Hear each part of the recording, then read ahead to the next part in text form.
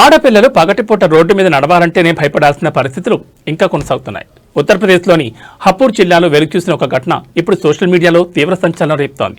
స్కూల్కి వెళ్తున్న చిన్నారులను వేధించడమే కాకుండా ఒక విద్యార్థిని అమాంతం లాక్కుపోయేందుకు ఒక పోకిరి ప్రయత్నించడం కలకలం రేపుతోంది. ఈ దృశ్యాలు చూడండి. ముగ్గురు విద్యార్థులు కలిసి నడుచుకుంటూ వెళ్తుండగా ఒక వ్యక్తి వారిని వెంబడించాడు. ఎవరూ లేని సమయం చూసి ఒక బాలిక చేతిని పట్టుకుని లాగేందుకు ప్రయత్నించాడు. ఆ చిన్నారి ఒక్కసారిగా భయంతో గట్టిగా కేకలు వేయడంతో స్థానికులు వస్తారన్న భయంతో ఆ దుర్మార్గుడు అక్కడి నుంచి పారిపోయాడు. కేవలం ఆ బాలిక ధైర్యంగా అరవబట్టే పెద్ద ప్రమాదం తప్పిందని స్థానికులు అంటున్నారు. ఈ ఘటనకు సంబంధించిన వీడియోను నెట్జన్లు ఉత్తరప్రదేశ్ పోలీసులకు ట్యాగ్ చేస్తూ ఫిర్యాదు చేశారు.